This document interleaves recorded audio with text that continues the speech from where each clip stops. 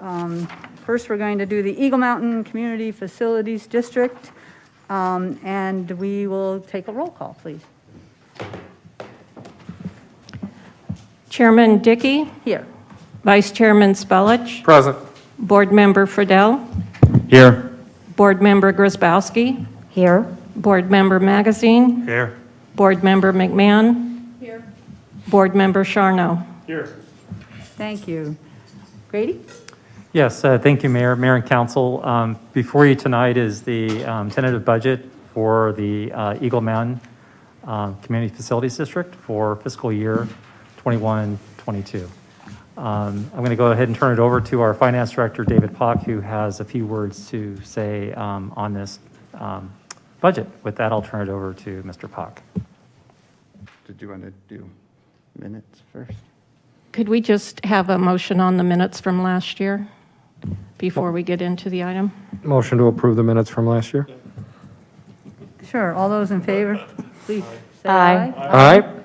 Thank you. And I know we have some speaker cards, but we'll hear from David first. Good evening, Mayor, council members. So Eagle Mountain Community Facilities District was formed in 1996 by the town. It was formed so that some infrastructure could be put in place in the community of Eagle Mountain. The town's participation in that is the bonds that were issued for that endeavor. We collect through a tax levy each year for the bond payments for that year. The final bond payment is going to be made in July. So for next year, there will not be a tax levy for Eagle Mountain. We do have a small amount of admin fees that we've included in the budget just to be safe. But other than that, that's the only thing to discuss, I believe. Thank you. I don't have mine. You do. Could we hear from speaker cards, please?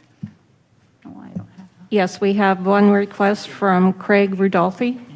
Oh, thank you. Do we have to hear him? Hiya. Good evening, Madam Chairwoman and district members. My name is Craig Rudolphi. I am representing the homeowners of Eagle Mountain. I'm a board member of the Eagle Mountain Community Association. And with the final payment of the outstanding bonds, I believe there will be an outstanding fund balance remaining after those bonds based on just the calculations, which I knew was difficult to do. And as a member of the community, we paid taxes. The money that it remains was money that was collected in excess of the amounts required for principal and interest. I am of the opinion that the town probably doesn't wish to issue or fine the individual taxpayers that paid those monies. So I'm requesting that any remaining balance be remitted to the Eagle Mountain Community Association once the final payments on any necessary expenses are made. Thank you. Thank you, Craig. Do we respond to that, or? We didn't know about this question until just before the meeting, so Okay. we can research it. It seems like a reasonable request, but we'll go ahead and research it and get back to the council on this. Okay, thank you. Well, I was just wondering if we have a rough idea. I mean, 1,000, 10,000, I mean, don't know. Here's the guy. I did look at it right before the meeting, and the best that I can say, it's going to be between 20 and 30,000 in fund balance at the end. Thank you. So we have can I get a motion on this? Do you guys see it? You do, Mark, right? I'll go ahead, move approval of resolution EMCFD 2021-01, approving the tentative budget of the district for the fiscal year beginning July 1, 2021, and ending June 30th, 2022, and setting a hearing date for the budget. Thank you. Second. Thank you. All in favor, please say aye. Aye. Thanks a lot. Motion to adjourn? Second. All in favor? Aye. Thank you. Thanks, David. And probably up for the next one, too. We'll call this meeting of the Cottonwoods Maintenance District to order. Roll call, please. Sorry.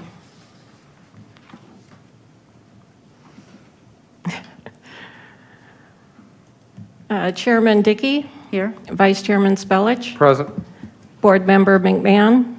Here. Board Member Fidel, Present. Board Member Charno, Present. Board Member Magazine, Here. Board Member Grzybowski. Present. Thank you. We'll move, somebody move, please, to approve the minutes from the last meeting. So moved. Second. All in favor, please say aye. Aye. Aye. Thank you. David? All right.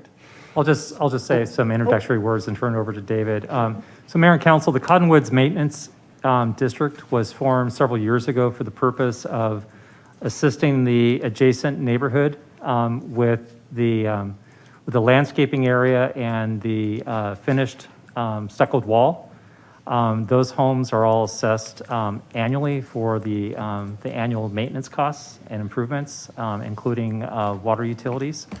So what you have before you is the annual budget request for next year. I'll turn it over to the District Finance Director, Mr. Puck. All right.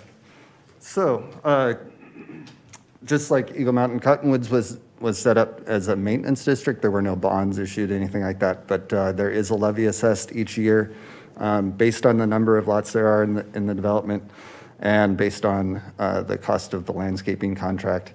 We also collect a portion that gets accumulated over 10 years for the repainting of the community, the wall, and as well as any external maintenance that's needed for the wall.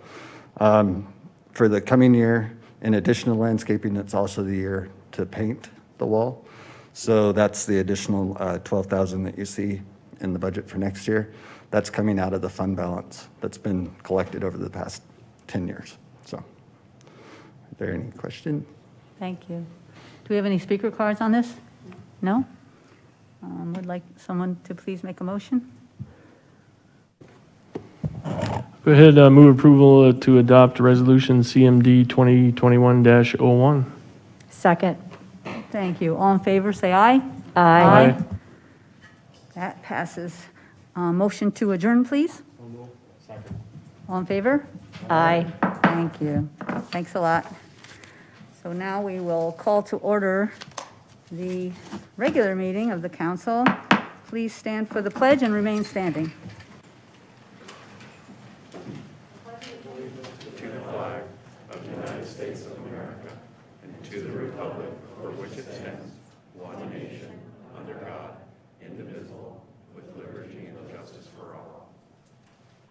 Thank you. Please remain standing for a moment of silence.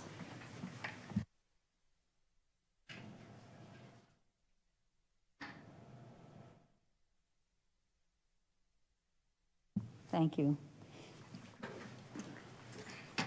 Okay, our third and last roll call, please. Mayor Dickey, Here. Vice Mayor Spellich, Present. Councilmember McMahon. Here. Councilmember Charno. Here. Councilmember Magazine. Here. Councilmember Fidel. Present. Councilmember Grzybowski. Present. As always, our first item is reports by mayors, town manager, and council members. Grady? Thank you, Mayor. Mayor and Council, as you're aware, last Saturday, the town of Fountain Hills hosted a pop-up vaccination event at the community center.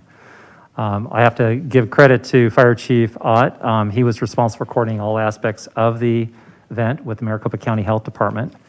A number of other individuals, such as Rachel Goodwin, Jennifer Lyons, and their staff coordinated the setup and logistics at the community center. And of course, Bo did all the marketing promotion to this for this event.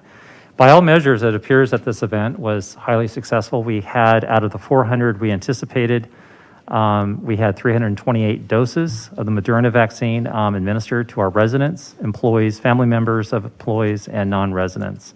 The follow-up event is for the second vaccine dose is scheduled on Saturday, June 5th.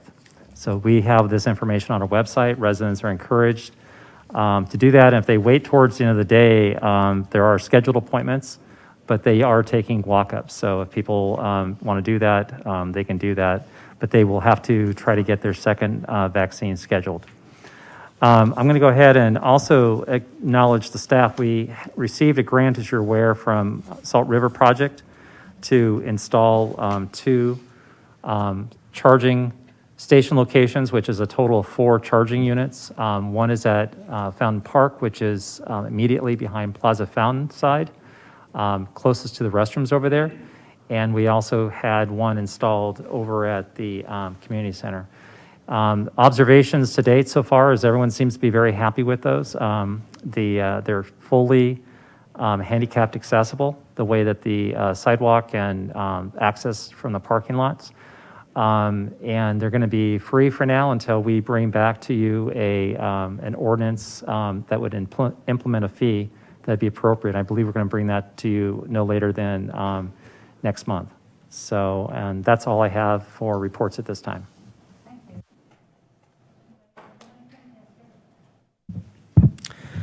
Like Grady, I also visited our charging stations. They're pretty slick and streamlined too, so they don't take up a lot of space. We also, my wife and I also attended our electronics recycle event in town, which was very well organized and well attended, and I think they took away tons of stuff from there. And if I may, that was something, I'm glad you brought that up. I want to just let everybody know, it was roughly 24,000 pounds, so that would be like 12 tons that got picked up of TVs and all sorts of computer components and everything you can imagine. So thanks for, I just wanted to bring that number up. Nice. Also, I want to make a notation about the interviews that we did for the boards and commissions. I know we're going to be discussing that a little bit later on, but the quality and the number of people in this town that went through that process was outstanding, and a lot of tough decisions. I wish we had room for everybody, but we don't, unfortunately. But I just wanted to give kudos to the residents of this town for stepping up and going through that process with us. It really gave us a lot to choose from. So I thought it was excellent. I also attended a meeting for the Center of the Future of Arizona. Learned a couple of interesting things there, that the Latino population in this state is now about 32%, and there are 22 distinct tribal nations in the state of Arizona. I had no idea that there were that many. And that I also learned that Maricopa County is the #1 county out of 600 counties to be able to attract and retain businesses. So that's kudos to Maricopa County for being able to do that. I also attended a GPAC meeting on the balancing of Arizona's water policy, which is interesting. With the growth of our population, the demand is up, our supply is down. However, the city of Phoenix and the surrounding area is the best prepared for water allocation of any town in the western states. So we are in good shape there, but there's a couple of areas in the state that they gave warnings on. So at any rate, it's nice to know that we have multiple sources for our water, and we're not reliant on just one, like the Colorado River, because the Colorado River allocation is going to go down again. They did mention that as well. So that's all I have. Thank you. Thank you. Councilman? Thank you, Madam Mayor. Yeah, speaking of water, Councilwoman Grzybowski and myself, we had a meeting this past Friday with a couple of board members from the sanitary district, and Grady was there too, and Dana from the district, and subject was, water, wastewater, sodium, that kind of thing. So we're kind of starting some preliminary talks on that issue and what we can do to kind of curtail some of the sodium that, comes out in the effluent. So no easy solutions, but we set another meeting, and we'll go from there, and Sharon can add to that, I'm sure. And I'll second Jerry as far as the commission interviews. We had some other interviews with some other commissioners, but yeah, it was a ton of people, and it's always good to have citizens want to get involved. So I agree with that. And then when I drove by the electronics thing, I mean, the line of cars was halfway down El Lago. It was just unbelievable. But that same day, the sheriff's office and DA got together, had a drug take-back day, and Drug Coalition helped promote that and that kind of thing. But a ton of cars came through for dropping off unused or unwanted or out of date prescription drugs, and got like almost 100 pounds just that day. So that was pretty good. And last thing, had a Valley Metro meeting on the 22nd, and now I guess April's over, so our express route is officially done right now. And then starting in October, we're going to try that other route that'll take people to the park and ride at Gilbert and McDowell, and you can catch either a bus or go on further down on a bus to the light rail system down there on Main. So that was about the only local thing at that meeting. So that's it for me. Thanks, Mike. Yes, Councilwoman. I'd like to second Councilman Friedel's comment about the number of qualified people that we had apply for the different commissions. It was quite a conversation after the interviews were over. I missed the first day, but just looking, because I had a family emergency, but just looking at the resumes, they knocked my socks off. And then the interviews, fortunately, Jerry was there for both, so he was my SPAC contact, so he was the professional there. But yeah, it was amazing. We do wish that we had more spots to fill. The past couple of weeks, I also participated in the Center for Future of Arizona, the Arizona We Want, where they discussed the Gallup survey results, which were very interesting. They're actually available online if anybody's interested in checking them out. I introduced Jenny from the Fountain Hills Biolithic Cities to Rachel in Community Services so that there wouldn't be a duplication of efforts, because a lot of what the Biolithic Cities people are looking to do, Community Services would like to participate in or already doing. So this is a great way to make sure there's no duplication of efforts there. And this morning, the town sponsored a contractors, builders, and developers forum. I think this is the third that they've done in the past 2 years. And former Councilman Brown talked me into going into my first one, and I've done them all, and they've been really interesting. Today, we actually got to see a demo of the new building permit software. And you know me, I'm a nerd, so that was super cool. And yes, Councilman Charno and I participated in the sodium issues work group with the sanitary district. And one of the things that the board members of the district drove home to us is that not only do we contribute to the sodium problem in the water with our water softeners and the food that we eat and the cleaning products that we have, but we actually get a pretty significant amount of sodium in our water directly from EPCOR. So it's definitely an issue that we've agreed to start meeting regularly on. I had one other thing to talk about. Obviously, it wasn't very important because it's not in my notes and it went out of my head. So thank you. Thank you, Madam Mayor. Within the last 2 weeks, I played in the American Legion golf outing, which was sold out, and all of the money raised will go for scholarships and to fund Legion events. Also, the Elks Lodge golf outing, which was sold out, and all of that money raised will be for Christmas with Santa for kids, needy kids. I wanted to just say a big thank you to all the businesses in town, restaurants, bars, and other businesses who donated so generously to the American Legion and the Elks, especially during COVID when these businesses were so hurt, for them to reach in their pockets and give so generously to both of those organizations. I'm so proud of the business owners in town. This afternoon, I attended the League of Cities. I'm on the policy committee for police, courts, and military. And the main focus of discussion, there was 40 members on the call from mayors and council members and vice mayors. And the state of Arizona is facing a critical shortage of police officers. The amount of retirements have skyrocketed. Wonder why. And they can't find people to apply for the jobs. So the league is going to present to the governor and to the legislature policies to incentivize retired police officers who still got enough left in the tank, that's not me, who want to come back and work in different municipalities throughout the state. So they're going to present that to the legislature and hopefully incentivize some retirees to come back and work to fill the gap of the officers that are woefully needed. So thank you. Thank you, Vice Mayor. Glad that you guys went to the future arizonafuture.org. One of the things I picked up from that was that how much agreement there was. I know with the Gallup all over, and kind of the same feelings among a lot of different people. So we just had the burial of the capsule, so it kind of wraps up the whole 50th anniversary, kind of an 18-month instead of a year of celebration. And so we were joking, but we'll see everybody in 25 years, right? 2045. We'll be out there.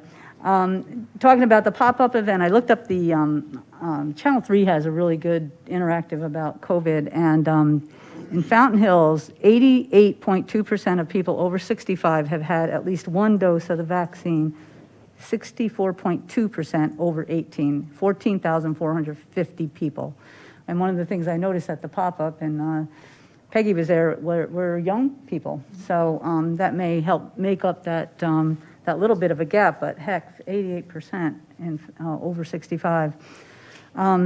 I attended the awards, the gala, the chamber gala, right, with Grady and Amanda and James. And the nominees and those recognized came from businesses that have been here for 40 years and brand new ones. And the town received a 30-year pin. And congratulations to everybody that was there, nominated and recognized. I attended MAG Regional Council, and I'm going to be serving on the nominating committee for the executive board. It's a real short thing. It's like about a month, and they'll be placed in June. Mayor's Youth Council presented a superior program on teen suicide and other vital issues with professional staff from the AG's office. It was, on Zoom and such, but please try to watch it. It's actually on the azag.gov. We were so impressed with the students, and under the leadership of Kate, of course, and Rachel and Linda. It was just a very impressive group. And last today, gpac normally they would have going to Washington and be visiting with all of our representatives there. So I did get to see Senator Kelly, Congressman Stanton, and Schweikert, and had to get off before they were done. But it was very enlightening and a really good thing to do. And hopefully next year they'll be able to see them all in person. So anything else for the good of the order? Okay, thank you. Our next item is recognition of outgoing board and commission members. Speaking of the interviews, so we have 4 men that served on different committees who didn't re-up, and we want to recognize them for their years of service. 3 different commissions. We have, and I'll read your name and then I'll come down and give this if that's okay. Peter Bordeaux, who was on the Strategic Planning Advisory Commission since June 2012. Paul Garvey, who was on the McDowell Mountain Preservation Commission from February 2019. And then from Community Services, Jerry Garrell was on that one since January 2001. So if you guys, if you're here, if you want to come on up, I think I saw Peter, right? Yeah, there you are. We can give you your certificates and show our appreciation for all the work that you did for us.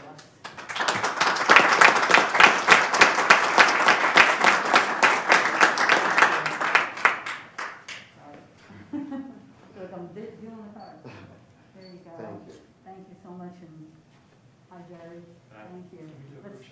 Okay, take a look at. How are you? Good. Yeah.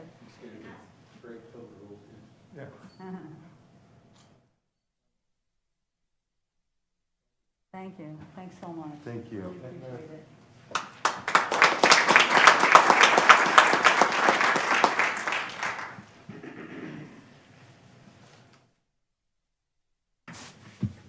Thanks. And I just want to mention also that Eric Hansen was on Planning and Zoning, and he couldn't be here, so, but we want to thank him for all of his work, too. Next is call to the public. Do we have any speaker cards? We do. The first is Crystal Kavanaugh. Thank you. Hi, thanks for allowing me to speak. I'll be brief. A week ago, I had put a request in about finding out the location and whether there was licensing for some of the sober houses in town after some of the detox unit talk had come up about a realtor, looking into it for an outside source for detox units, which of course could obviously lead to even more sober houses. So I kind of thought, as a member of Fountain Hills community, where are these sober houses? Because obviously when you're dealing with substance abuse, are they being monitored? What level are they at? Are they receiving treatment elsewhere first and then being put in the community?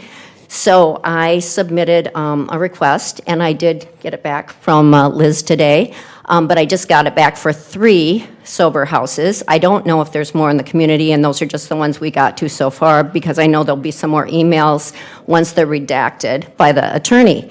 Which brings me to my major concern for the community is I got the list of these 3 with all the redacted information on where they are. So I have no idea as a community member where these houses are. And I just think it's not safe for the community to have these put into residential neighborhoods, which are thought to be single-family dwellings, and then there's 7, 10, and 11 people being put, unrelated, they're not family members, with maybe 1 supervisor. But does the supervisor come and go? Are they always there? Do they take them to appointments? I don't really know how it all works, although I would like to know, as a public member, where these are located. I'm not asking for the list of residents in them, for privacy reasons, obviously, they're getting treatment. But at the very least, I think I should be able to know where these are located, and I know a lot of other people in the community feel the same. So those are my major concerns, especially if the zoning gets changed, that we have detox units being allowed in our commercial areas. So, thanks. Okay, thank you. We're just going to go on, right? Okay. I don't think we can respond. Any more? Sorry, next one is Larry Myers. Thank you.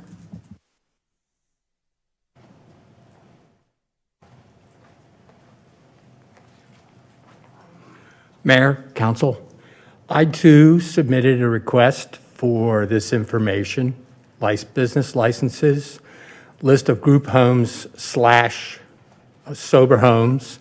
I submitted this back in April. I have had no response whatsoever. I submitted 3 different requests, of which I did have 1 response from Elizabeth Burke, who is now Elizabeth Klein.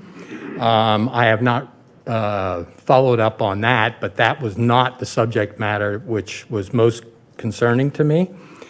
The time-sensitive material is on the sober homes, the business licenses, and the people who are applying for these businesses, and that's what I'm going to call them, a business. And so I would respectfully request that I get a response, I get the information that I asked for, and I would respectfully request that I get it before the town shuts down on Friday, because my next step is going to be to go to the state to get what I've requested a month ago. And so I thank you for hearing me. I know there's no discussion on it, and that's really it. Thank you. Thank you. Any others, Liz? No? Thank you so much. And like Larry said, when for call of the public, since it's not agendized, we can't respond, but we will respond. Next, we have our consent agenda. Unless anybody would like to remove anything, could I get a motion? Second. Thank you. All in favor, please say aye. Aye. Thank you. Our next item is our regular agenda, and it is appointments to Community Services Advisory Commission, McDowell Mountain, Planning and Zoning, and Strategic Planning. So I want to know that, tell everyone that, as always, we have the two subcommittees, as you've been hearing about tonight, made up of 3 council members each. They interview the applicants and make recommendations for tonight's appointment. And I very much appreciate that there were so many residents, as you all mentioned, interested in serving on these commissions, and also the thorough work of the subcommittees who forwarded these names and did the interviews. I appreciate it. So this is what was sent. For the Community Services Advisory Commission, Stephen Barnes, Carrie Reddick, and Giselle Bautista. For McDowell Mountain Preservation Commission, Steve Nerney. For Planning and Zoning, Peter Gray and Roderick Watts.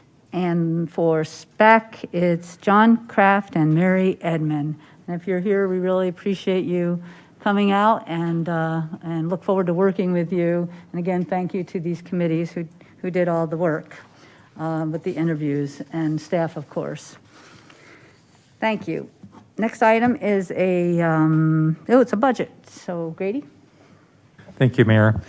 Mayor and Council, as you're aware, one of the most important actions the Council takes each year is the adoption of the...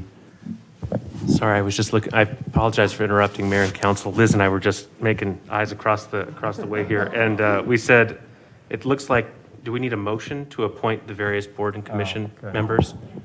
Okay. Oh, sorry about that. So moved. Thank you. Second. Thank you. All in favor, say aye. Aye. Sorry about that. Thank you. So, Mayor and Council, as I was starting to say, one of the most important actions that the Council takes each year is the adoption of the budget.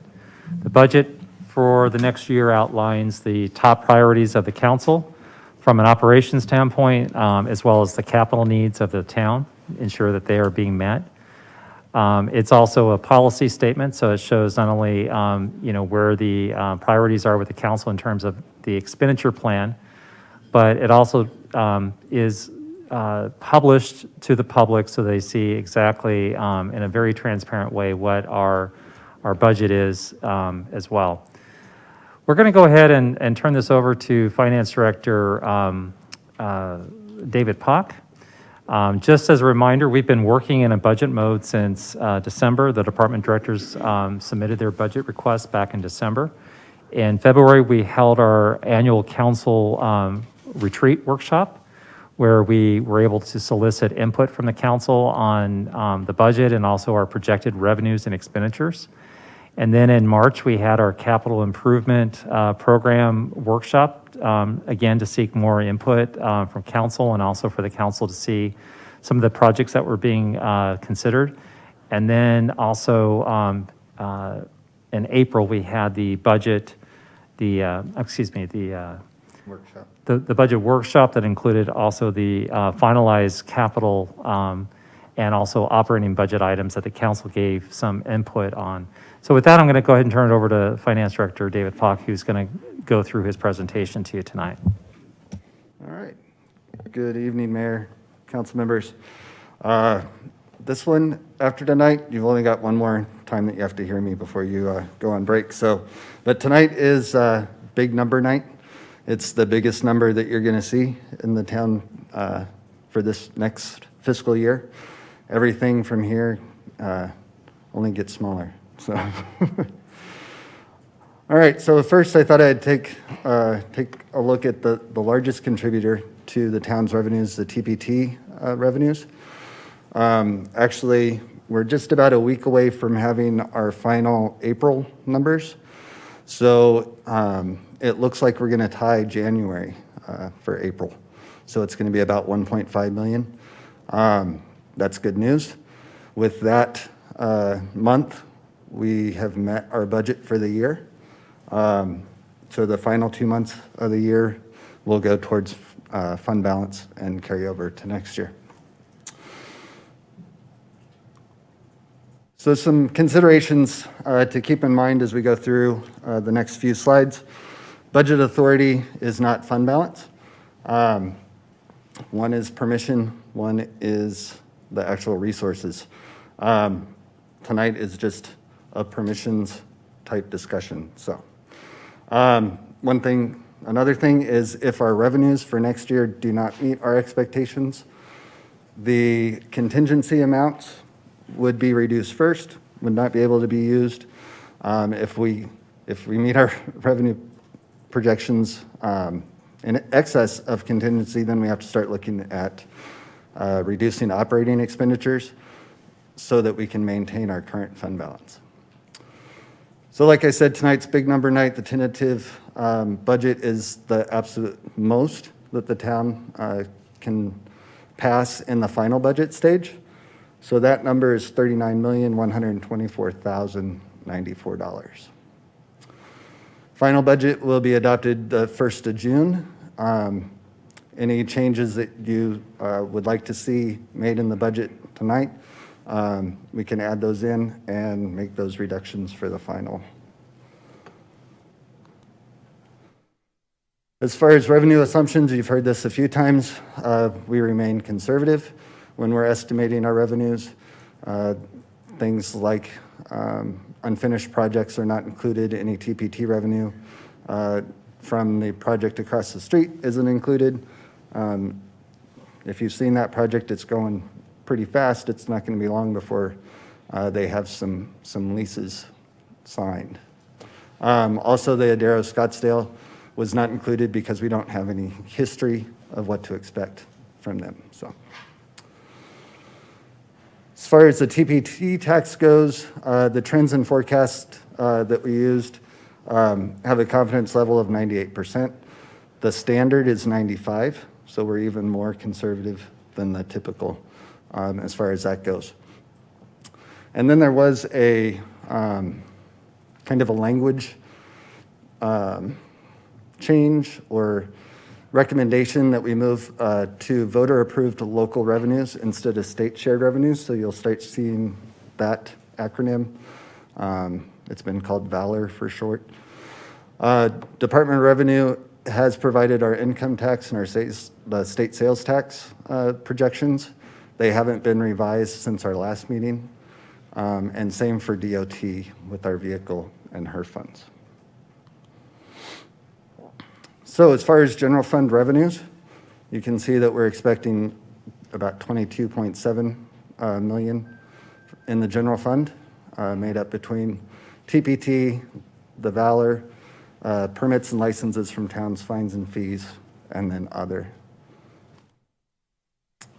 As far as expenditures go, we've had this discussion before about contingency. This is basically just our balancing number this year. We're expecting about $4.1 million more in revenues than our operating expenditures. So general fund has to be balanced. So we've included that number just to keep the balance in the general fund. There's a comparison there from this current year to next year. It's our operating expenditures have increased 1.1 million. Some of those are from the budget supplements that we've discussed in the past. Those numbers, all of the supplements are included in the 18.6. And then some is just some inflationary costs across current amounts. So as far as the supplements, these are the same slides that you saw during the workshop. I won't go through each individual one unless there's any questions.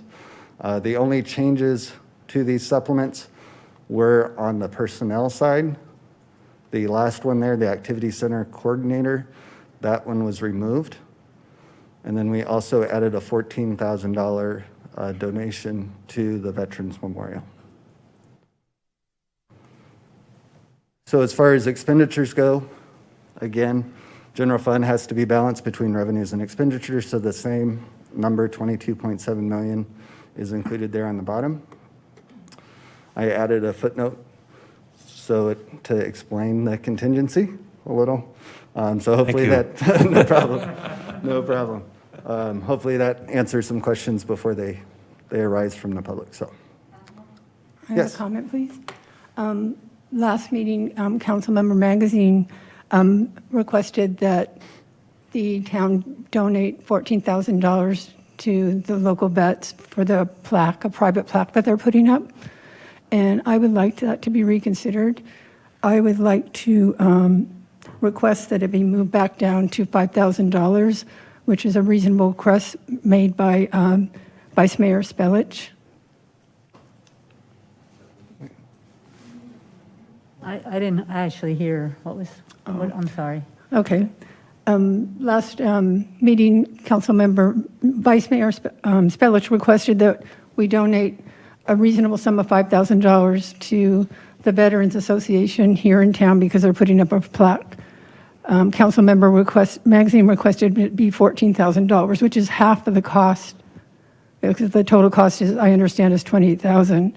I think, personally, I think it's reasonable that we keep it at $5,000, which was originally requested by Vice Mayor Spellich, excuse me. Aaron, what do you think? Well, I could step in. There was no vote. That was just a budget workshop. So, but we did seek, I mean, as far as I'm concerned, there was a consensus. So what I believe tonight is this would be the appropriate time to, if you wanted to make a modification or adjustment, or if you wanted to, you know, go ahead and decide if you wanted to go with the 14,000 or make it reduced down to 5,000. No, it's fine. I agree. I think we need to leave it at the 14,000. I feel like we had a consensus last meeting, whenever it was. Was it a consensus? And because at the time, personally, to be honest with you, I didn't realize that we could have a discussion about it. I just didn't understand that part of the process, being a new council member. So that's why I thought about it. I really wanted to say something at that time. So that's why I'm saying something this evening. I think personally that when I support the vets. I have a family that's been really involved in different wars, etc. But I just think that it is something that they wanted to do. It's a private matter. They knew when they agreed to put the plaque up what the cost was going to be. I don't think they have a very difficult time raising that money. And again, I think $5,000 is a reasonable contribution. Thank you. Councilman? You have to. Vice Mayor? Thank you, Madam Mayor. Initially, the council member is correct. I did ask for $5,000 initially. There seemed to be, the reason that I asked for $5,000, quite frankly, is I didn't think that the council would have a palate for increasing it. I was overwhelmed and joy that it was raised to $14,000. It is the project. The total cost of the project is going to be $28,000. I think it kind of minimizes when you say a plaque.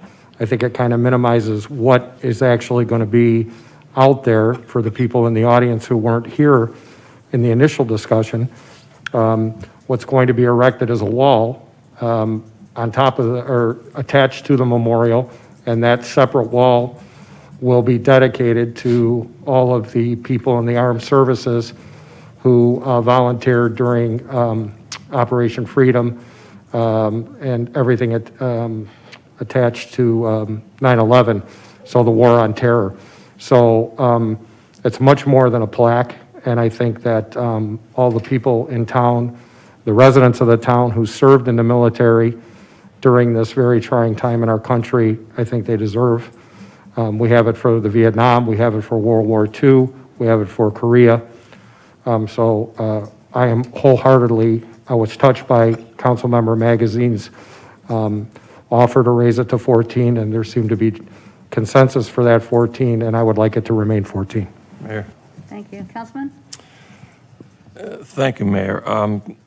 Yeah, I suggested it be raised because I just think we should continue to, and I'm just really parroting what Councilman Spellich has said. I think we should honor these people, both active and inactive, as much as we can for what they do for the country. I mean, it can't be overstated what they've sacrificed. And so that's the reason I thought when we look at the size of our annual budget, I just didn't think that $14,000 as opposed to $5,000 was going to be a deal breaker, a real problem. Thank you. I can't agree more. I don't think it's a private matter. That memorial down there attracts people from all over this state They come to see the fountain and the war memorial. An additional $9,000, I don't think is going to break us to do that. And it really shows our support to, like Alan and David said, to these veterans and the people that are serving now. Thank you, Madam Mayor. Yeah, I agree. I mean, there's already been a ton of donated money and labor to that whole memorial since it was conceived and constructed, et cetera, et cetera. So I think the 14,000 was seen as kind of a match, you know, like VFW and Legion, whoever, all the veterans out there would be incentivized to raise the other half. So I think given our budget and a one-time expense that I agree with the 14. Thank you. I wanted to say to you, Peggy, that I agree with you as far as hearing something come out, you know, as we go through the budget, you can be taken by surprise, you know, because there's a lot of, you know, when we started talking about the community contracts, I was like, well, wait a minute, when do we do that? And I think some of them, you know, Sister Cities and Veterans Maintenance, which has been 3,000 raised to 3,500. That's one of those ongoing ones, right? And then we had a couple of extra ones, the homelessness that we added, and then the domestic violence vouchers. But I understand what you're saying, because it would be easy for us, hardship that they had from going through that this year. So if it's okay, I would agree that to keep it, because we discussed it. I think it also, I think we'll we kind of did that with a couple other things where we're taking it on a little bit more.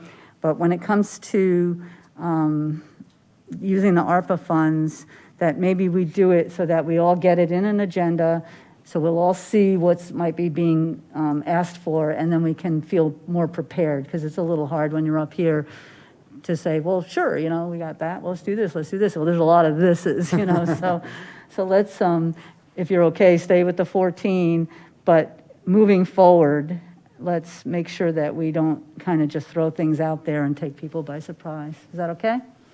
Yep. Okay. Thank you.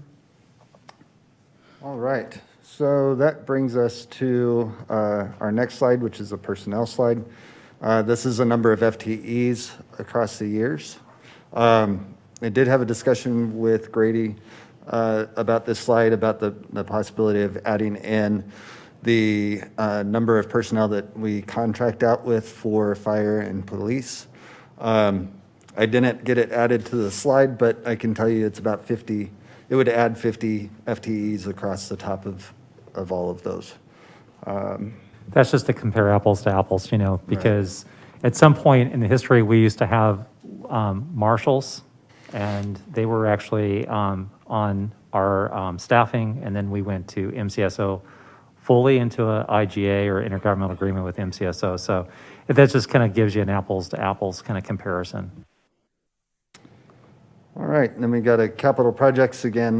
These are ones that you've seen during the workshop, during the retreat. Some have gone up, some have gone down, some have gone away, some have been added, but the consensus, I guess, is where we're at right now. So all of the drainage and some of the facilities projects there.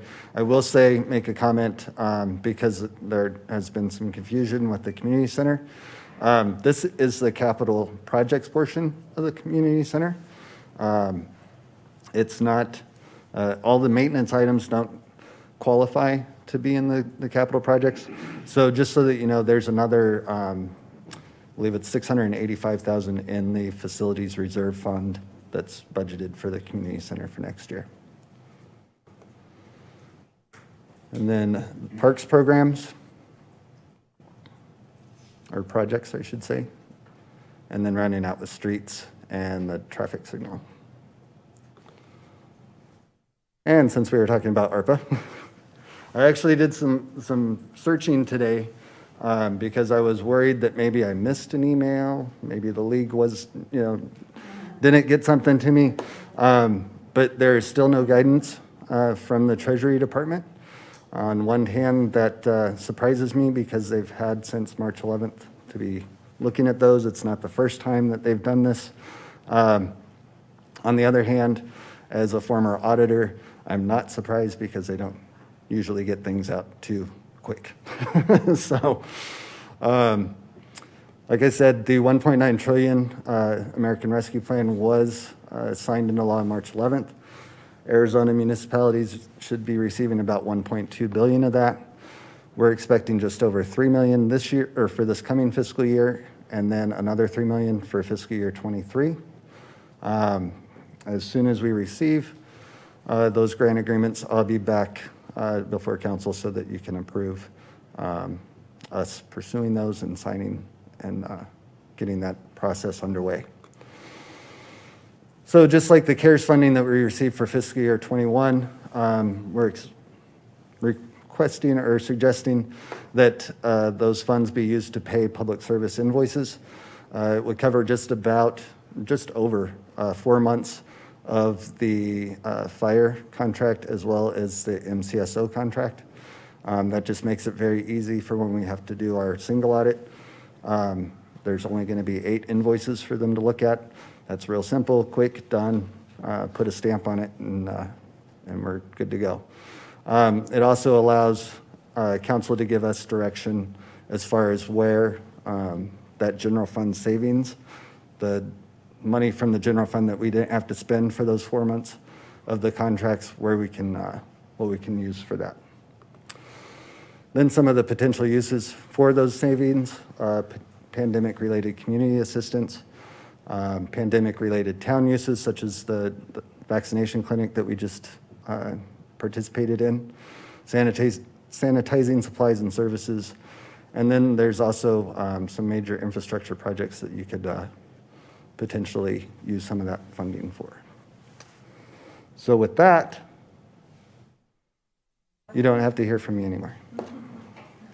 Until next time. Councilman? Uh-oh, see? I set off an alarm. Ooh. Just want to remind everyone with the capital projects, those will come back to us in various ways, you know, when they go out for RFPs and all those things. So these are generally what we're agreeing with, but, you know, don't fear that we will not see them again, because we will. Does anybody have any other questions? So you are looking for a motion so that we can approve the top amount, right? That's correct. So anybody ready to do that? Mayor, I think Liz was nodding to say that we had some. Do I'm we have sorry? a comment card? I can't hear, I'm sorry. We need a motion. Oh, I thought you were asking. You were saying you had comments. Sorry. I'm going to stop talking over. He's having a bad day. Councilman? Move to adopt Resolution 2021-13. Second. Thank you. All in favor, please say aye. Aye. Thank you. Thanks, David. Next, we're going to talk about sidewalks. Thank you, Mayor. Mayor and Council, the item before you is a request for your approval of an intergovernmental agreement with the state of Arizona. We're very fortunate. We have received a $2 million grant from Maricopa Association of Governments, which administers these federal monies for sidewalk infill. And so, plus we also received some design money. So by the time you tally all this up, this is something like close to 92% of this is going to be paid for with other money other than our own. So this is a win-win. As you recall, we've had quite a priority from the council for the last few years on trying to improve pedestrian safety in this community. And so we've also recently completed the active transportation plan, which is great because I sincerely believe that active transportation plan, once it's enacted, is going to be able to open the door to more grants like this. So this is all really good news. I'm going to turn it over to our Public Works Director, Justin Weldy, who has a brief statement about the IGA or Intergovernmental Agreement before the council. Thank you, Grady. Madam Mayor, council members, as stated by the town manager, this document right here is what allows us to proceed and utilize this incredibly valuable funding. And far be it for me to ever correct the town manager, but in this particular case, it's a little bit of a percentage point. So it's almost 95% is of the not only design but construction is funded through this grant. And when you're talking about $2.1 million, that's an incredible amount of money. And in this particular case, this agreement will be for the design and construction. And as a little bit of a background reminder, this is for a sidewalk on Saguaro from Colony to Fountain Hills Boulevard to fill those gaps, and on Palisades from Saguaro to Fountain Hills Boulevard. That is an incredible distance and a lot of 8-foot meandering sidewalk and numerous improvements that we did not come to the mayor and council and the residents as a whole and ask to dig into the coffers for $2 million to make this a safer and more walkable community, which ties right back into the transportation plan. Justin, do you want to explain, this is kind of unusual because a lot of our projects, we don't have the Arizona Department of Transportation involved, but we did, like for instance, with Fountain Hills shoulder widening. But do you want to kind of explain why ADOT gets involved in administering this and oversight? Absolutely. There's two pieces here. The first one is the design. Just a few short weeks ago, the town manager and staff were working on a process, an RFP to select a firm to start on the design because our grant was only paying for a percentage of it. As a part of that, we would have had to administer the request for proposals, manage the design, and then get review comments back from ADOT. We were fortunate with good direction from the town manager that we applied for closeout funding. That's funding for other projects that wasn't spent. And we now know that we are the recipients of the remainder for the design. This changes the dynamic substantially. So now the Arizona Department of Transportation handles all of that process, the request for proposals and the design, and the tables are turned a little bit. They'll be submitting the 30, 60, and 90% to myself and the town engineer, and obviously the town manager for review.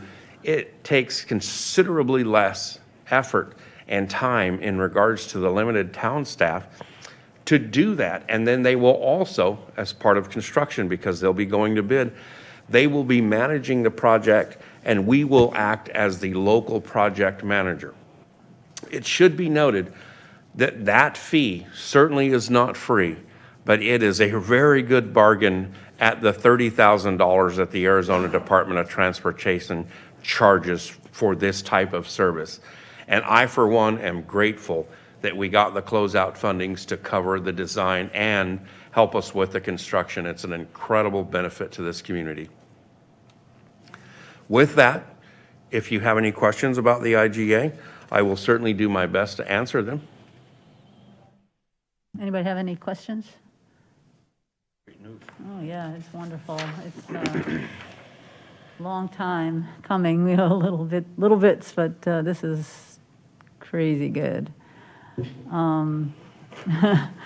Anybody want to make the motion? Move to adopt resolution 2021-011. Second. All those in favor, please say aye. Aye. Thank you so much, Justin. You're welcome. Grady. Our next item, so Grady, we talked a little bit about doing. You're right. We don't have to do them all together, but I don't know if Rachel's doing it all or. So what we talked about, the presentations for the next three items are all tied to the community center. Indeed, they are. So we can basically have the discussion, following that, but why don't you do the presentation, all three, like boom, boom, boom, and then they can actually act, the council can act on them individually, okay? Perfect, thank you for the opportunity. In this case, Community Services Director Rachel Goodwin and I have been working with the town manager and staff. We have worked through the process and we have been able to secure through due diligence and hard work the best contracts for the best prices that we could find to benefit this community. It will include the remodeling of the restrooms, which, as you all know, are outdated, let's just say. It'll also cover the interior painting of the community center, and it will also cover the flooring for the community center. And so, not to get ahead, but in a in the next meeting or so, there's going to be another one. We're going to be asking for some support for some equipment that we need to replace in there that's in this year's capital project. And of course, we will certainly discuss that as it comes up at the next meeting. Basically, what we're going to have here is the community center is going to be closed down for the month of July and August. During that time frame, the interior will be painted, the restrooms will be renovated. You see the samples back there. The flooring will be replaced. There will be some furnishings happening, and also, and not tied to this, but in the capital projects, we are going to be doing some drainage improvements at the front door during that time frame to ensure that the drainage that we get from the roof and the nuisance water that falls into the area no longer enters the building. With that, if you have any questions for myself or Rachel, we will certainly do our best to answer them. Thank you. I know that, Jerry, you talked about a little bit about that drainage, so that's good that that's part of it. Grady? Mayor, if I may, I'm not sure everyone had an opportunity to, but we're very fortunate because Kim Wicklund, our volunteer coordinator, she's got quite an eye. She has a design background, and she was responsible for, if you happen to come through the back of the room, the palette back there, the design palette shows all the finishes, the materials, colors, everything. And I think she did a knockout job. I am very impressed with it. In fact, I was just telling her I'd like to see that in my house. I mean, I'm not going to get in any kind of ethics violation, but I like my wife to see this so when we do our remodel, she can see what I like. So, but anyways, I think she did a great job, and I hope all of you had a chance to look at it. I think, we heard from Councilmember Magazine that he really wants this to look more modern and have some pizzazz. I think we're getting there, and but it's going to be toned down and perhaps a little bit more than what you were after, because we want this actually to last us 20 years, so we don't have to do it in 5 years. What do you have against chartreuse? But anyways, it's exciting. And I have to tell you, in addition to Kim, Rachel and all the community center staff all participated. So they all had some involvement in this. So it was really a good process, good team building. So we're very excited. And what's exciting is the council got behind this project as well. This is something that it's going to turn this into, basically, for all intents and purposes, a brand new facility. And hopefully we can get another 20 years out of this with all the materials and a new look. And I think it's going to inspire a lot of people to start having events there, especially after the pandemic. So with that, I'll turn it back over to the mayor or council. Any questions you may have. Thank you. So any one of the three contracts or the discussion items that are up, does anybody have any questions or would like to ask about any one of them individually? Yes, sir. Thank you, Madam Mayor. It's not that I have a question about any of the contracts. I'm super stoked that the community center is going to be updated and no longer look like it should be in an old Miami Vice movie, and not see purple and pink anymore. But I guess, as you all know, that no matter how well we think we're doing, and no matter how good of a job we think we're doing, inevitably there's going to be some blowback to the center being closed for 2 entire months. So I think messaging is very important right now. So let's start early by any means necessary, maybe a huge placard inside as soon as you enter the community center, letting everybody know that it's going to be closed those 2 months. Social media and everything. And to your point, you're right on, Vice Mayor. We also have, I think it's a front page story in the Fountain Hills community newsletter, which comes out at the end of this month. So we want to make sure that that's front and center so everybody sees that this is going to be happening. But you're right on. The good news on this whole thing is that the summer is our slowest months, but there also are a number of people that do like to use the facilities there. So that's a good point that you bring it up. Thank you. Definitely. The one thing I do want to just share with you, and we've all seen this, any of you that have been trying to get any work done or trying to buy any appliances or anything that's manufactured in a manufacturing facility, we're hoping that we're not going to have any issue, for instance, for the carpet mills or any of the manufacturing of the porcelain tile or any of the plumbing. So that's something we're up against right now, that we're hoping that we'll be able to keep the schedule, and we're going to do everything we can. But that is a possibility And I'm just letting you know that up front because that is something that we were kind of hit off guard with. So that is a possibility, but we're going to do everything we can to not only coordinate the trades and get everything done in a timely manner, but also try to ensure that we get these materials so that those trades can get the work done.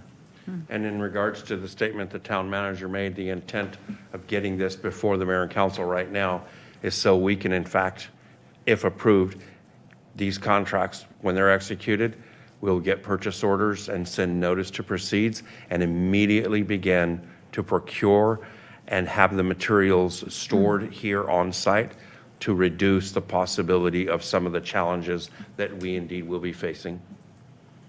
Okay, thank you. Vice Mayor. Just to add on, would we also make available to the public all of the conceptual drawings and everything that, because I think it's their tax dollars, so they should. So I'll turn it over to Rachel, Vice Mayor. Good point. I think we're all on the same page tonight. Rachel, these will be on display, I think, after tonight. We wanted to make sure the council was on board.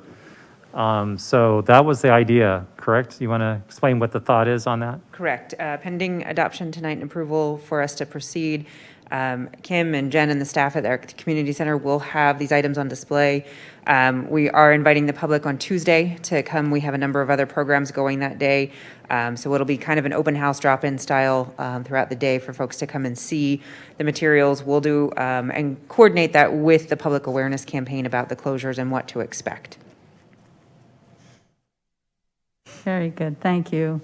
Were there any speaker cards for any of these items? No? So the first motion is on page 90, if someone would like to do that.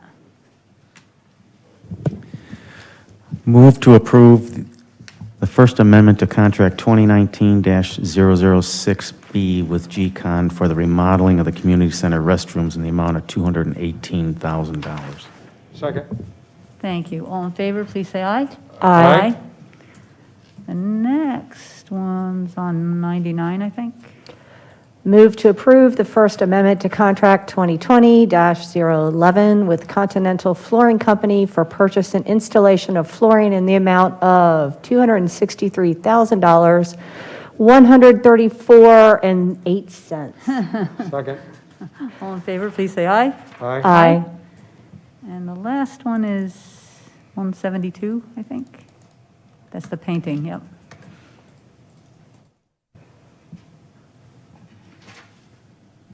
I'll go ahead and move approval, amendment number 1, professional services agreement 2021-005 with A&H Painting in the amount of $63 and $40. $63,000. Second.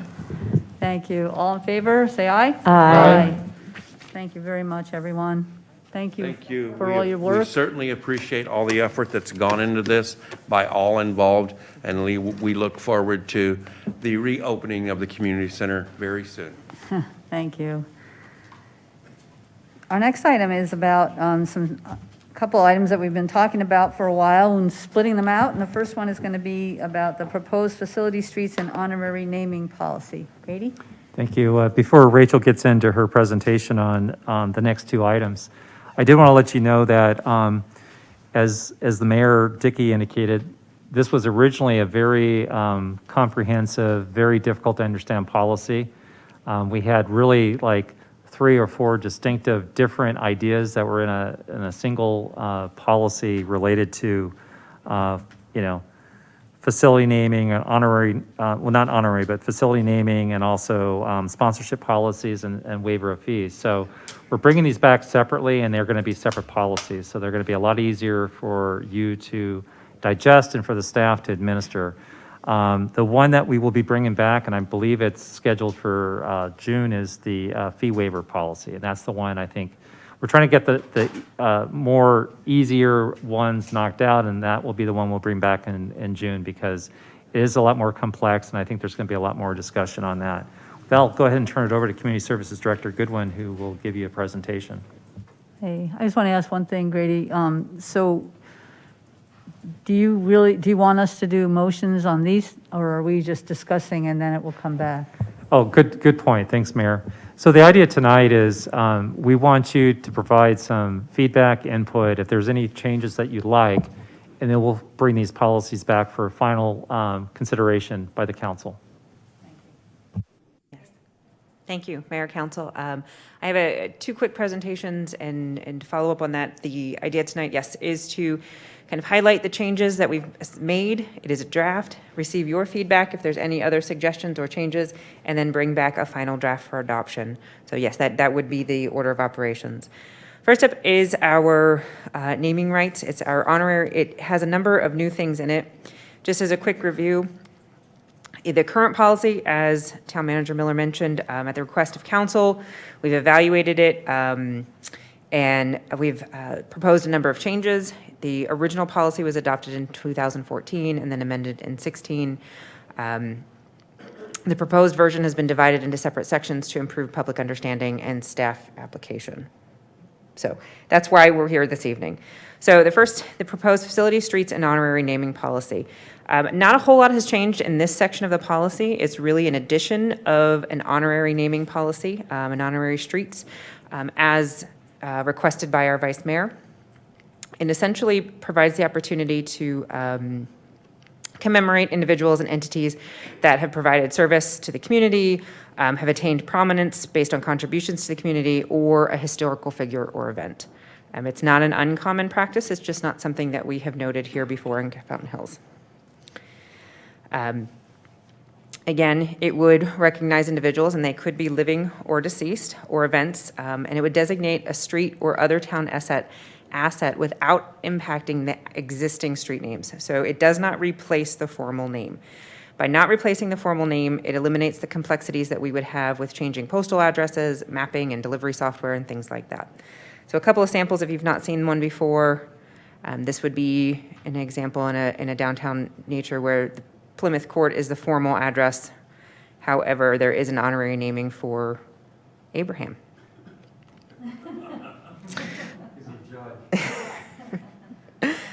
There you go.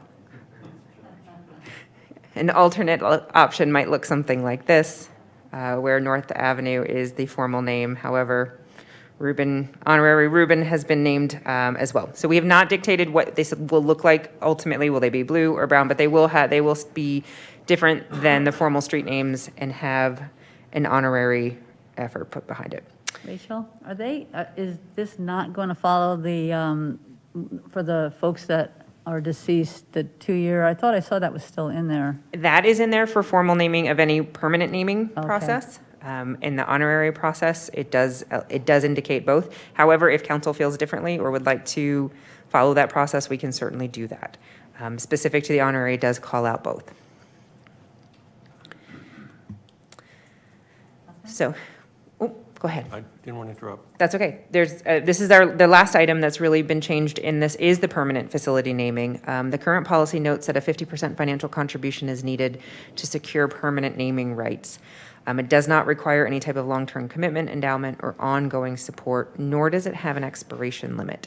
One good example of how that might work is State Farm Stadium, previously Phoenix Stadium. When things are named, they often have time limits or expirations or financial limits to them. Ours does not currently. However, we do suggest in the inclusion of language that highlights that each type of consideration for a permanent naming needs to be considered on its own merits. Having a blanket policy may not be the best fit. We want to make sure that they're evaluated on their own individual merits, circumstances, and conditions. So with that, is there any other questions? Yeah, thanks, Rachel. Just a couple of things. Item 3, the town council may pursue honorary naming for commemorative, cultural, and historic goals or branded naming for marketability, et cetera, et cetera, et cetera. Mm-hmm. Can that be simplified? Because I'm not sure I understand it. Sure, we can certainly do that. We want to take a look at that. Yep, absolutely. You said that was section 3? Number 3. Number 3. In the draft. Yes. Right. Additionally, it doesn't happen often, but it does happen that something is named after somebody, whether it's a street or a building or whatever, and years later, it's found that they have some unsavory things in their backgrounds. Am I correct in assuming that this can be changed at any time by the council? It does. I believe there's language specific to that, but I will confirm that and make sure that there is that opportunity to revoke that should that be necessary. Okay. And finally, And I would like to add too, I think when we take a look at that, we'll make sure there's some criteria, so it's not an arbitrary and capricious, like, council members just may not like the individual. Right. It would have to be some criteria that would be validated. could be derogatory to race or religion or whatever it might be. I mean, there are a lot of possibilities. And then item 2, under criteria, well, the second item 2, significant honorary streets may be named to recognize significant historical events. Any definition for that, or is it in the eye of the beholder, up to the council? Ultimately, it would be up to the council as the honorary namings would come. One would be regarding, just as an example that comes to mind, is our Pony Express that comes through. So if we wanted to name Hash Knife Way or something of that nature to honor that, I could see something of that significance valuing to the community. Okay, so wherever it is, it comes to the council. Correct. Thank you. Thank you, Madam Mayor. I originally had brought this up to Grady and the mayor when Dr. C.T. Wright passed away. I know that the mayor is somewhat concerned about the timing as far as how many years. I can see that naming a building, maybe we should wait a couple years. But as I said before, when someone passes away, they're not adding to their resume. So I would like to see streets not be limited to 2 years. I'd like to, I just don't see why there'd be a reason for 2 years on just naming of a street. And then the other thing that I had saw is nowhere is it discussed about the fees.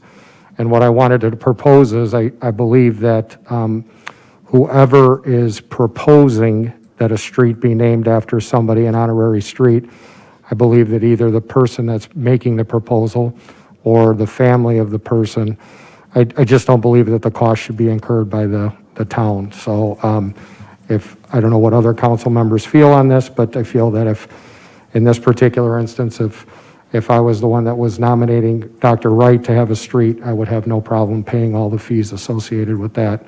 So I just wondered what other people might have to say. And for clarity, we're talking about honorary naming, so that's second plaque, not a physical change like address change. No, just the honorary plaque. As it's done in Chicago, you happen to pick Abraham Marovitz. So what happens is, as I explained to you, Grady, the process would be that a council member, city council member, would bring that to the mayor. The city council in Chicago would vote on that. The family is notified, and then they're brought to the location. A sign is given to them, which would be the one, and then, of course, there would be one placed on the pole.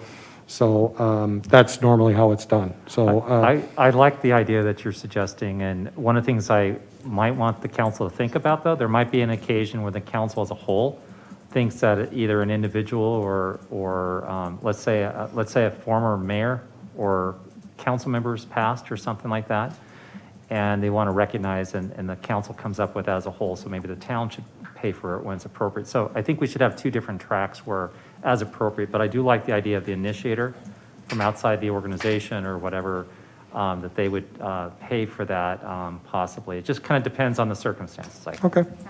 Mayor, it is incredibly rare that I disagree with both the town manager and the vice chair, but this is one of those special occasions. I think if you're going to honor somebody, and we feel strongly enough to put their name on a street, that we shouldn't make the people who propose it pay for it. I just think, first of all, we're not talking a lot of money. We're talking about an extra name on the street. So I guess I find myself in disagreement with that. I think the town can well afford, if we think somebody's important enough, and they'd have to be very important, to put their name on a street, I think we should pay for it. I think the only reason, we've seen these in other places, other communities, and I think the only reason why we're suggesting that is that if it's initiated on the outside of the organization, might actually help us manage and control expectations, the number of these that you might get. You might be surprised once people start seeing these come around that you might, and I realize to your point that the council ultimately makes the decision on this. So that in itself might control it, but it actually might take the awkwardness of the council having to say no if people, think twice about it before they bring this and submit an application. Yeah, I'm not sure about that. I mean, because if someone wants a Saguaro Boulevard, honorary name, I mean, do we put one at each intersection at Saguaro, or is it just one sign? Now, Bottle Brush Way, there's only one sign, but so I don't know how we handle that as far as, the number or boulevards. So this is a policy that you have tonight, and we're getting input and feedback from, and it's all good that we're hearing. This is great. But one of the things that the staff and I talked about, and I shared this with the mayor earlier, is that we will likely put together an implementation, not a policy, but an implementation guidelines that will help the staff kind of figure out, in the case that you brought up, where it would be appropriate. I would think it would be a segment, not the entire street in both directions. So the point is, that's the type of thing that we would put in guidelines that would be made available to the public as part of their application process on this. So it's very, clear. Policy, for the most part, kind of dictates, the approval, the criteria, everything to make it possible for consideration. But this, again, would give us some additional tools to help manage this. And we'll likely bring that to you at a later date as well for you to review, but we will probably definitely administer that at the administrative level. And then on the, I tend to agree with Vice Mayor Spellage on the honorary thing. Why wait 2 years? Are you suggesting no time limit, or a couple months, or just not even address it as far as? Can I interrupt? Just because I wanted to ask, since this is something that's been in the policy, what is the intent or the motivation? I always thought it had to do with, not reacting to an immediate death, letting things kind of settle because it's emotional time, for whatever reason. So I think there's more of a sort of a generic reason for waiting. I don't know if 2 years is magic or whatever, but maybe that was the motivation in general, because that's on the books right now. I don't think that there's any magical time, 6 months, whatever. The reason that I was a little opposed to 2 years is the fact that if I was to nominate for this street to happen and everything, I'd like to still be on the council, and I'd still like to be a part of it. Whereas if in 2 years, I'm not going to be on the council, and I'm not going to be a part of it. So I would rather. Is that an announcement? Announcement for what? Oh, okay, let me change that. There's a possibility that I'll sign on for another 4 years of abuse. But no, I'm just saying that I think that me personally, I don't know about the other council members, I just think that 2 years seems like a long time. The person that, the council member maybe will not seek another term and miss out on the fact. So I agree, Mayor, with you that a building is one thing, but a street and Councilman Charnow, I don't believe that how it works in Chicago, I hate to keep going back to that, but it's usually just a street corner. It's, where the person either lived, maybe possibly grew up or had a business or things like that. So it's not going to be the entire length of Saguaro that someone would get the naming rights for every single sign from here to there. Right. Normally just a corner that's delegated to that. Yeah, that makes a lot of sense. I agree with the corner conversation. That's usually what it is. It's just like 2 city blocks or a corner, depending upon the town that they're from. I like the idea of charging the, what I'll call instigator of the idea. That sounded awful, but everybody knows what I mean, right? Initiating, thank you, much better. I kind of like that because then it does help to put onus on them, and you're not getting requests for every single death in town. And I don't get the 2-year wait. As the significant other, maybe you approach them and say, this has been suggested. Are you comfortable with us doing it now? Or would you like us to wait and let the significant other make the decision? But yeah, I agree. I feel like 2 years is a long time to wait. No, sorry. No, I think 6 months would be reasonable, you know, I just on the face of it after the discussion. And, well, I had a question on the facility, I guess the permanent one, because you know, your last paragraph up there talks about evaluating each one on its individual merits, circumstances, conditions. Yet in the draft, like number 3, you got A, B, C, D, E, F, G, very specific, you know, civic, underprivileged, you know, handicapped, youth. It seems like it's kind of pigeonholing to certain areas of service, and I'm just wondering, there might be someone who has a more broad, you know, like council, mayor, what, you know, I mean, it just. We'd be happy to revise that. And I also want to make a point that originally the previous policy had the permanent facility naming in there, and it had basically, if you know, they came up with 50% of the money, and so, but it was like a must the way it was written almost. So this is a little bit more permissive. To your point, Councilmember Charnel, this just came up when the mayor brought this to our attention that somehow the permanent facility naming was left off. And so we didn't really cover as much of the details in that. So we will, when we come back, we'll have more details on how that would work. But we think it should have some discretion at the level of the council. And then also on a case-by-case basis to kind of take a look at. So it's not an automatic, like the old policy that's currently in place, you know, some civic organizations or individuals may think that it's an automatic, and the council may not want to change the name of something or call something after either somebody or whatever. So that should always be up to the council. And you shouldn't feel as a council compelled to have to go with, oh, just because the policy says this. So this is, again, your policy. So you just kind of pulled this over from the previous policy? Is that what? So just, okay. Yeah, that was just to show what was in the previous one. And we think we're going to, the second bullet is going to be more consistent with what we'll have in the new policy. Okay. Do you need anything else from us? No, I think we've got some really good direction. So we can come back at a later time. I think there was probably, I don't have it in front of me, the suggestive motion. But I don't think we need to do that because I think there's too much discussion and items. So we will bring this back to you in June for your consideration. Sounds good, thank you. And then next is along the same lines, sponsorship policy for events, programs, and services. Yes, along the same lines. This is just a draft. This is feedback for tonight. This one is what I'll call Section 2 of the original policy. So,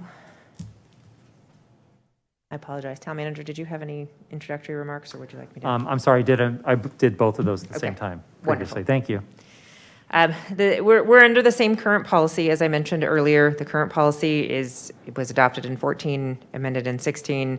Based on council direction, we are reevaluating the policy. This is the next section that we have broken out that is specific. Well, it was specific to sponsorships, except I opened the wrong one. Let me grab the right presentation.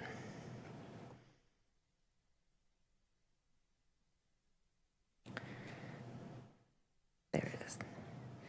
All right, let's try that again. So what you have before you is a draft of a new sponsorship section for this policy. Specific language has been included in this that was specific for what a sponsorship is.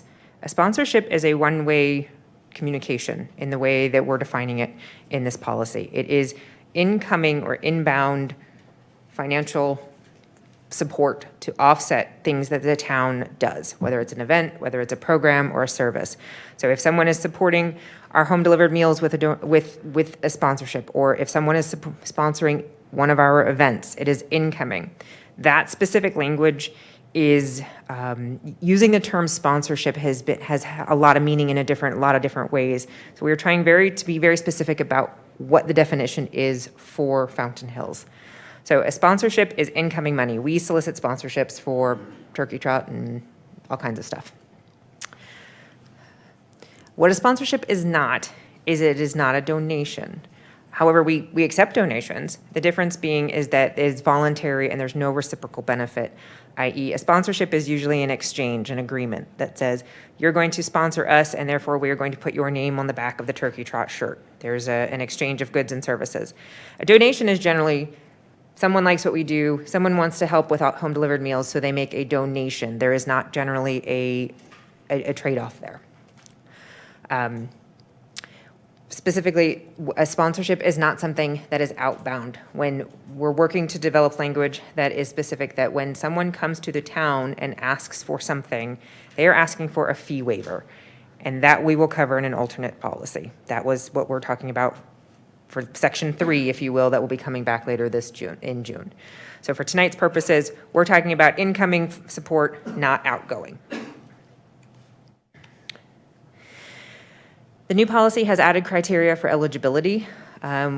We added some language about consistency of product and services, and then consideration given to past performance as a sponsor.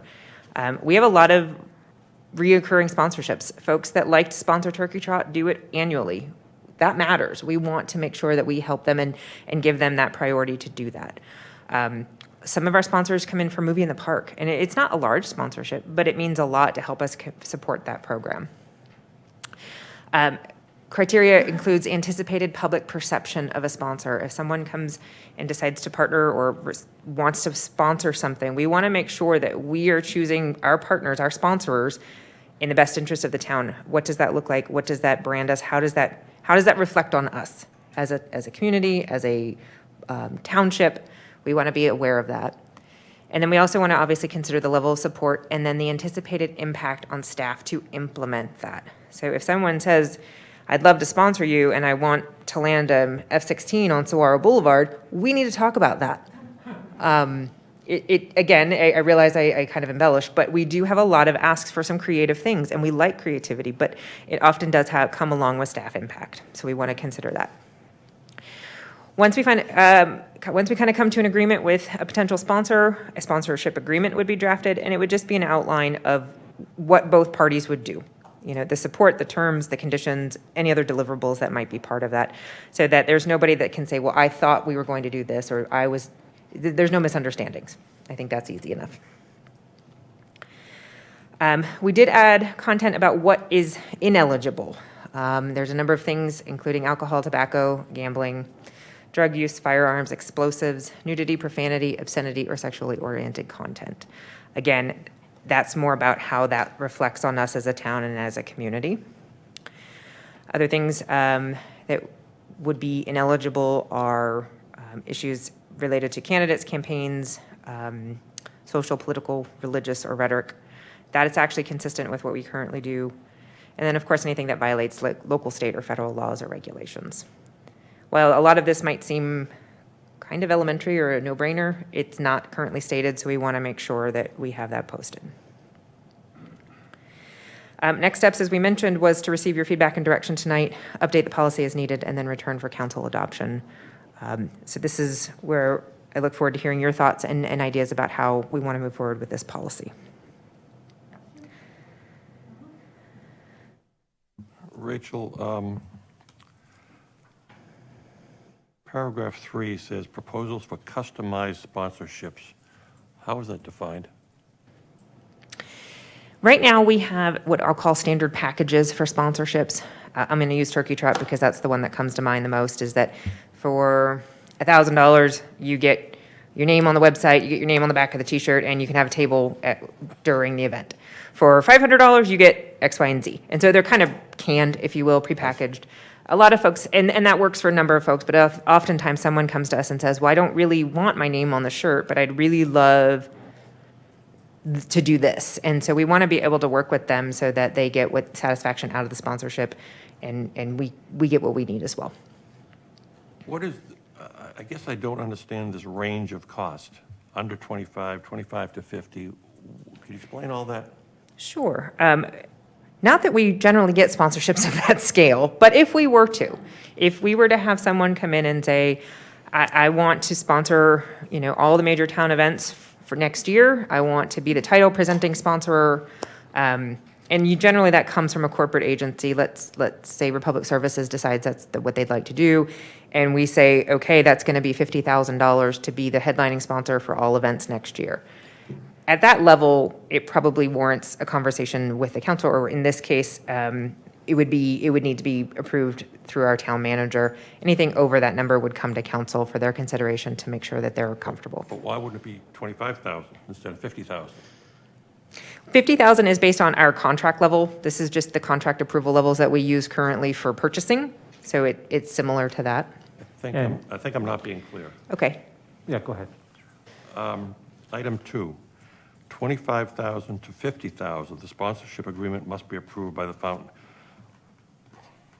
Under what circumstances would it be 25,000 versus 40,000 or 50,000?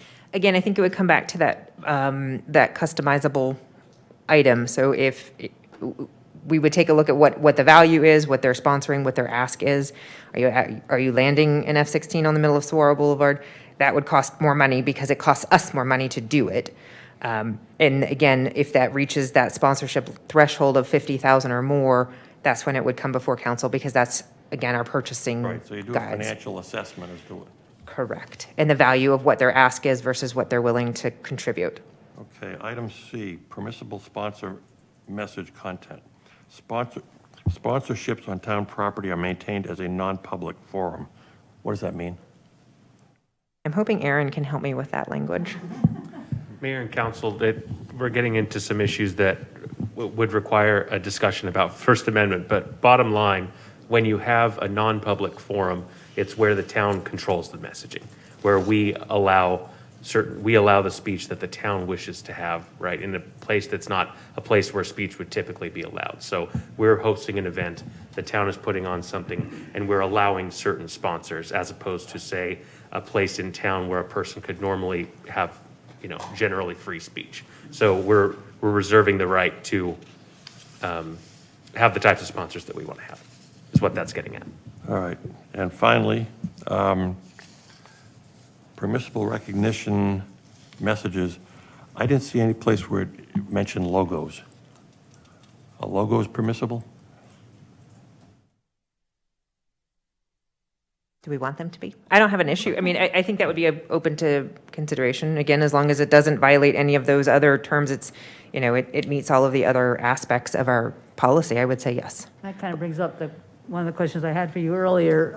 So say a certain bar, an establishment that is pretty much a bar, is sponsoring the Oktoberfest, which, we're going to have a keg of beer, tapping of the keg and all that. So it's pretty, I'm unclear as to whether that logo from that establishment could be part of it. Because when it says a message, just be like, yeah, have 3 beers or something. That's a message you don't want. But one that's just their logo because they happen to be part of that event.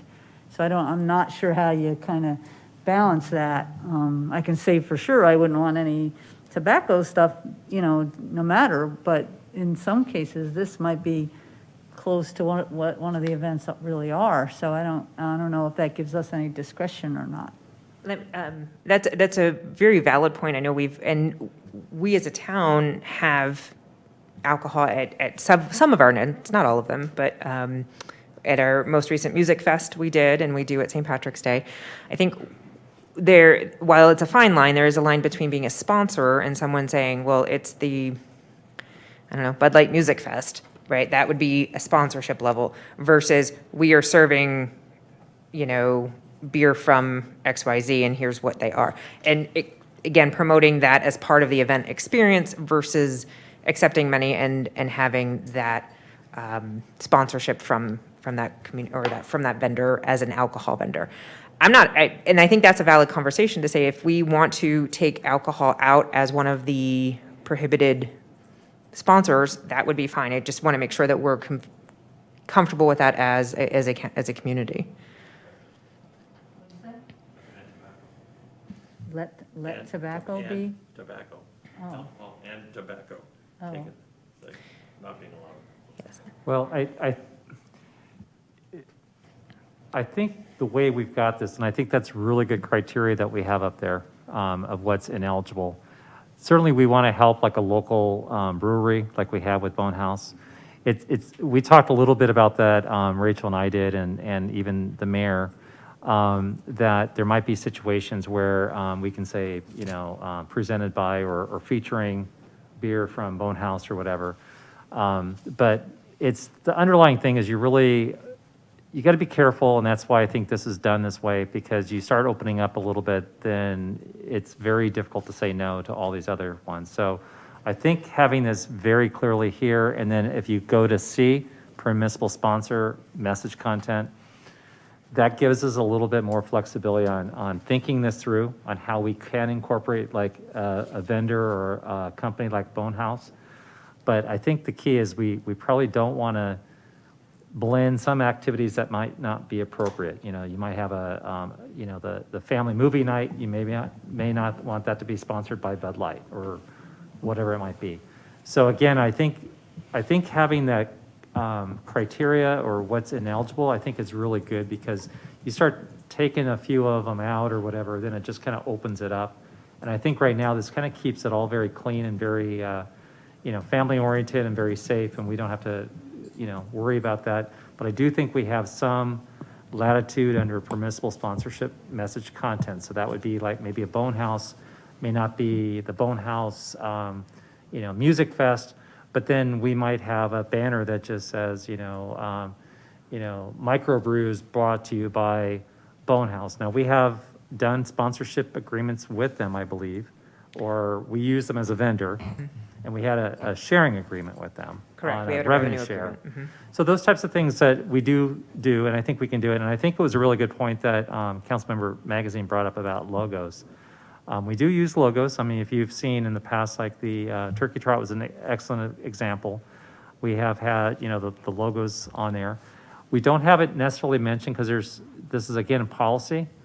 So the key is this permissible sponsor message content. Let's say we have a sponsor that may not be really up on that list. Maybe there's a restaurant that people might be really offended by. And I can remember when they were considering the State Farm Stadium, that there was a totally inappropriate company or such that they were considering.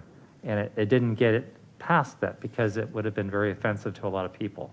So I think having this, the way it's done, and then having this C, permissible sponsor message content, provides us some balance and latitude to be able to have some of the messaging without, being offensive. Are you saying that staff and the council could use good sense in making these decisions? No response. Well, along those lines, on the prohibited messages, alcohol, tobacco, gambling, illegal drugs. I was wondering about marijuana. We have recreational marijuana now. I know we don't have a dispensary per se in town, but maybe there's an out-of-town dispensary that want to sponsor. I just think we need to mention marijuana somewhere because it's legal now. So, That's illegal. That's a good point. I mean, I thought drug use covered that, but I don't know. Maybe people would think that that's not drug use. Well, I'm looking on the presentation. I'm sorry. So that's a good point, then, Rachel. So we may just want to put drug use in in general. Thank you for bringing that up. Hold on, I'm still trying to get over Alan's comment. Rachel, would this policy be adapted to, I want to give you a hypothetical, if, let's say, Nike came in and said that they wanted to build and donate basketball courts?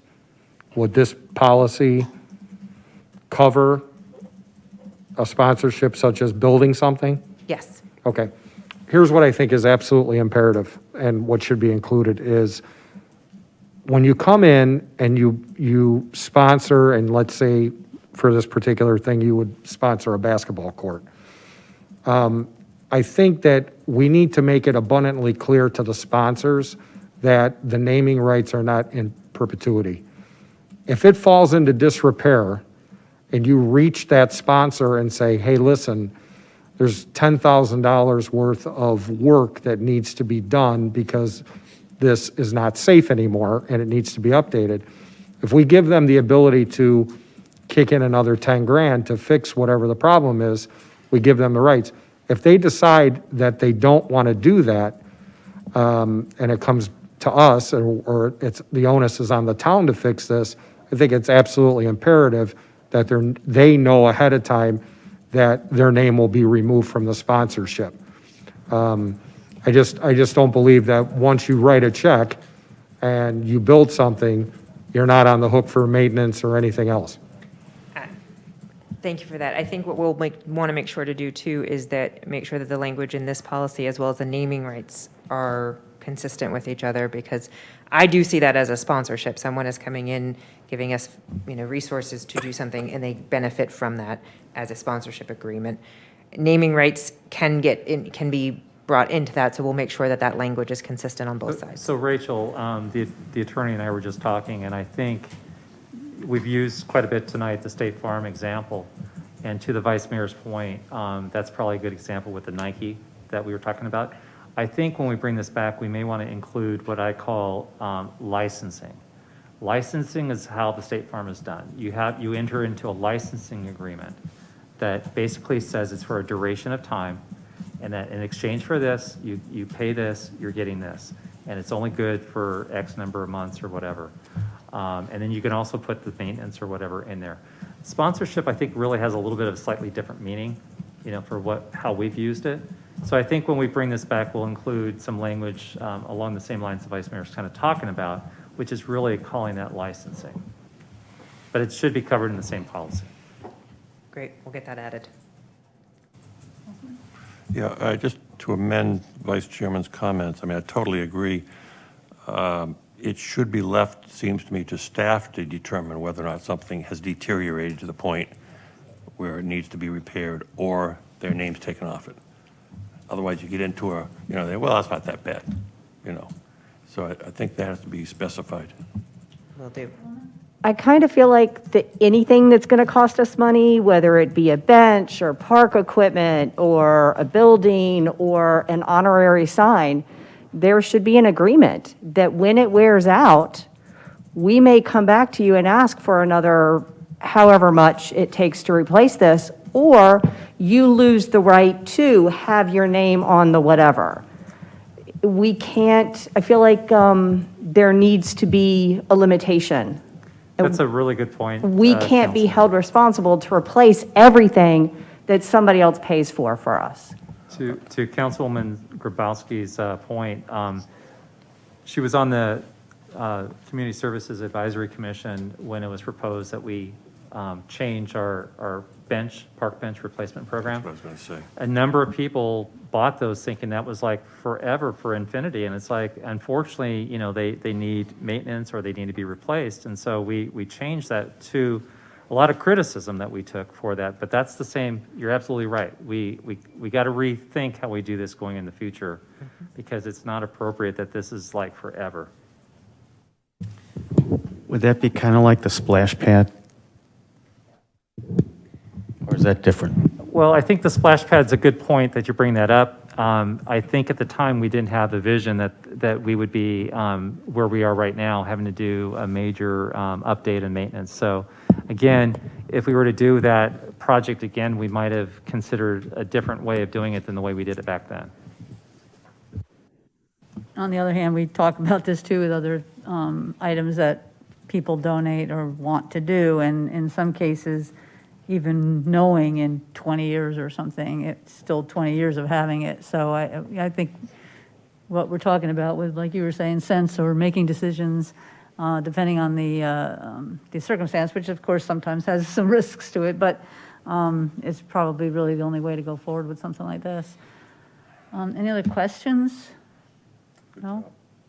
Are we, do we have more slides? I can't remember. That's, Nope. again, our last slide really takes us through Okay. next steps, which I think we're clear on, so I So appreciate the feedback. you'll just do with this what we were talking, like with the previous item? Correct. So I have notes from your feedback and the comments. We will make the amended changes, and then we'll bring the policy back for final adoption in June. Very good. Thank you. Our next item is about the legislative bulletin and such. We haven't had calls because I guess there's kind of a standstill. Grady? Yes, thank you, Mayor. The good news is, we haven't had these legislative calls for a couple weeks, but the emails that I've been receiving from the legislative director and analysts at the League of Arizona Cities and Towns is that it appears that all the efforts of the cities and towns and some legislators have affected the proposed flat tax.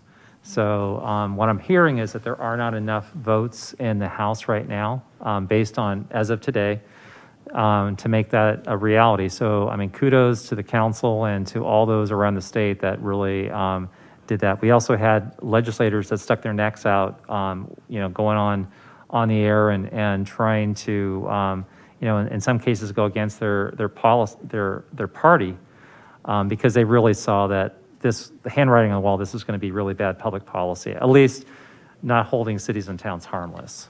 So the good news on that is it's not quite dead yet, but it's a very good possibility as part of the budget adoption through the state legislature that may end up going away. I don't think it's going to go away permanently. I think they'll make another pass at it. That usually happens. So we'll probably see this again next year, and we'll continue to let you know as that progresses. But right now, it seems like it's kind of dead on arrival. The other thing I just want to let you know too, you recall the council took a position on Senate Bill 1146. That particular bill was the one that would allow out-of-state residents to purchase vehicles and not have to pay sales tax on those vehicles in our state. That kind of lost traction, and then as of late yesterday, it was back for consideration, and right now it's being retained, meaning it hasn't been really acted on.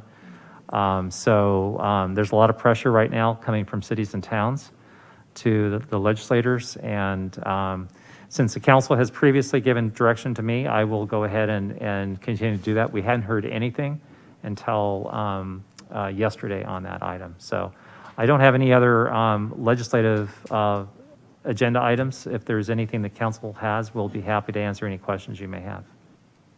Thank you, Grady. Thanks for keeping on top of it. The last item is our council discussion direction. We had a couple of speakers, and I think we're going to have a meeting and try to talk about some of these issues and know what's what. Anything else for the good of the order? Mayor? Yes, sir. I just think it's important for me to mention something about, we had a couple of speakers in here tonight. I've been reached out by a couple of residents that sent emails to the town and didn't get a timely response on that. I just think it's really important for us to find out what's wrong with our process, if there is something wrong with it. A lot of us on this council ran on transparency, communication, and listening to our residents, and I think it's really important that we don't lose track of that. We had a couple speakers here tonight, and people have made some points that, I'm just shaking my head. So we got to get to the bottom of it and figure it out, whether it's the process or whatever it is. If we need more help, let's figure it out. I think a lot of it, I was going to talk to the attorney after the meeting, but what we'll do is we'll send an email off to the council tonight and just kind of outline what the issues are, because we really couldn't address this tonight. So I just want to let you know, we'll send off something to you that there's more to what you were hearing than what's there. Mayor? Yes. Yeah, just to follow up, I assume whatever you send out will indicate what legal issues there are. There are clearly serious legal issues with disclosure, and I think we need to be aware of it.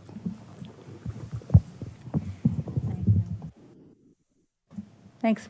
Okay. Anybody want to make a motion to adjourn? I'll move. Second. Thank you. All in favor, say aye. Aye. Aye. Good night.